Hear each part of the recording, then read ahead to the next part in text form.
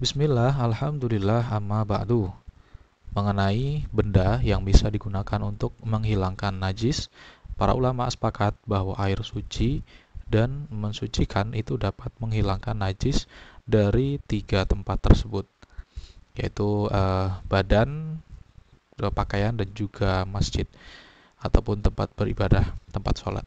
Mereka sepakat bahwa secara khusus batu juga dapat membersihkan najis yang keluar dari kubul atau lubang kemaluan dan dubur atau lubang anus. Di luar itu, para ulama berbeda pendapat tentang benda cair atau benda padat yang dapat digunakan untuk menghilangkan najis. Menurut sebagian dari mereka, benda-benda suci itu bisa digunakan untuk menghilangkan najis, baik benda itu cair atau padat dimanapun tempatnya. Inilah pendapat Imam Abu Hanifah dan murid-muridnya. Dan menurut sebagian yang lain, hanya air yang dapat menghilangkan najis, kecuali untuk cebok bisa menggunakan batu. Inilah pendapat Imam Malik dan Imam Asy-Syafi'i. Para ulama juga berbeda pendapat mengenai hukum cebok menggunakan tulang atau kotoran binatang yang sudah kering. Sebagian mereka tidak memperbolehkannya.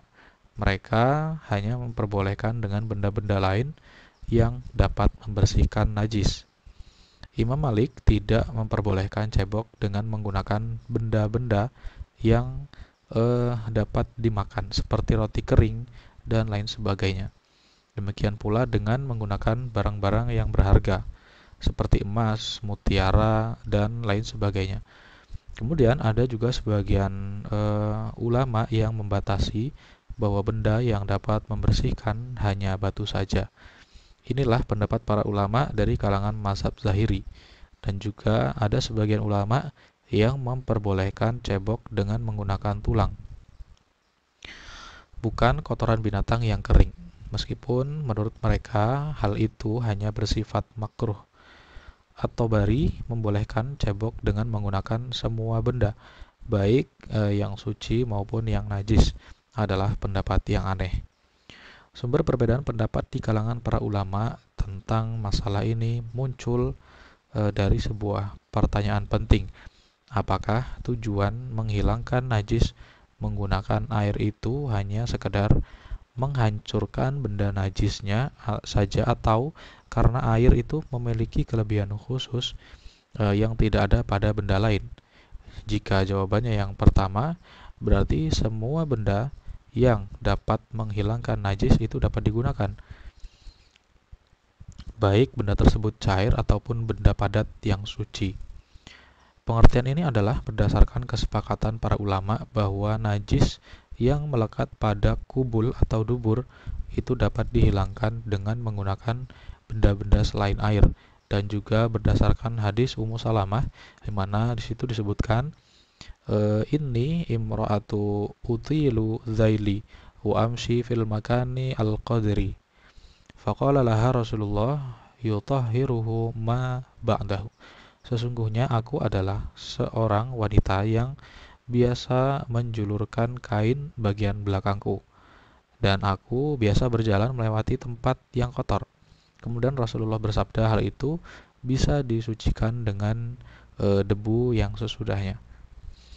Dan juga berdasarkan beberapa hadis yang diriwayatkan oleh Abu Daud. Contohnya seperti sabda Nabi, "Idza wati'a ahadukum al-adza bina'laihi fa inna turaba lahu tahurun." Jika salah seorang di antara kalian menginjak kotoran dengan alas kakinya, maka debu dapat menyucikannya. Dan masih banyak lagi hadis-hadis yang serupa. Kemudian sementara itu para ulama yang menganggap air memiliki kelebihan khusus dibanding benda lain mengatakan bahwa najis itu tidak dapat dihilangkan dengan benda-benda selain air, kecuali najis yang berada pada kubul dan dubur yang diberlakukan rukhsah padanya. Ketika para ulama dari kalangan mazhab Hanafi meminta hujjah kepada para ulama dari mazhab Syafi'i untuk menjelaskan kelebihan tambahan yang khusus pada air, mereka hanya bisa menjawab bahwa menghilangkan najis dengan air adalah suatu ibadah. Mereka tidak bisa mengemukakan alasan yang rasional. Mereka hanya bisa menyimpulkan bahwa air itu bisa menghilangkan dan menyucikan najis karena ada tuntutan hukum syariat.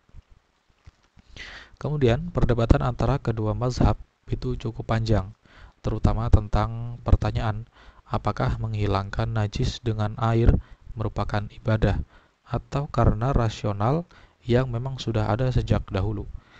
Maka ulama-ulama dari mazhab Syafi'i terpaksa menetapkan bahwa air itu memang mempunyai kekuatan syar'i dalam menghilangkan hukum-hukum najis yang terdapat pada benda-benda lainnya. Meskipun semuanya mempunyai pengaruh yang sama dalam menghilangkan najis. Tetapi yang dimaksud adalah hanya menghilangkan hukum najis yang hanya dapat dihilangkan dengan air. Sebab boleh jadi wujud najisnya sudah hilang, namun hukumnya masih ada. Jadi mereka telah melangkah cukup jauh dari tujuan semula. Karena sebelumnya, kedua golongan tersebut telah sepakat bahwa yang dimaksud dengan suci dari najis bukan hanya suci secara hukum syariat saja. Oleh karena itu, hal ini tidak memerlukan niat.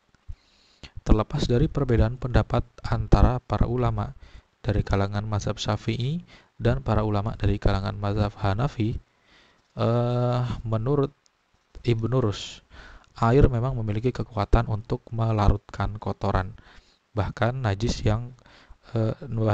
dan kotoran yang melekat sangat kuat pada pakaian dan anggota tubuh, yang itu sulit dihilangkan dengan menggunakan benda-benda selain air. Itulah sebabnya banyak orang yang lebih mengandalkan air untuk membersihkan badan dan mencuci pakaian. Andaikan para ulama dari kalangan mazhab Syafi'i mengemukakan hujah tambahan seperti itu, tentu akan menjadi jawaban yang sangat baik. Tetapi sayang, sanggahan mereka sulit bisa diterima secara rasional. Bahkan seharusnya diyakini bahwa syariat telah menetapkan penggunaan air yang mempunyai khasiat tambahan untuk menghilangkan dan menyucikan najis.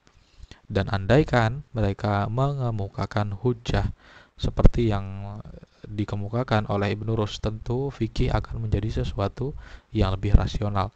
Seorang ulama ahli fikih cenderung berdalih pada alasan ibadah ketika ia kerepotan menghadapi lawan.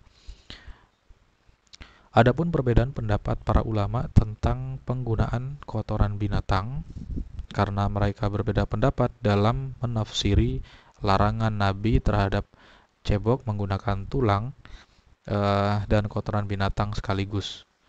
Para ulama yang menganggap larangan tersebut bernada membatalkan atau merusak, tidak membolehkan menghilangkan najis dengan menggunakan dua benda tersebut.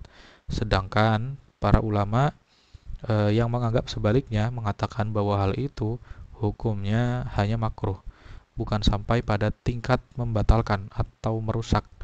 Sementara itu ada ulama yang membedakan antara tulang dan kotoran binatang, karena menurut mereka hukum kotoran binatang itu najis. Wallahu a'lam bishawab.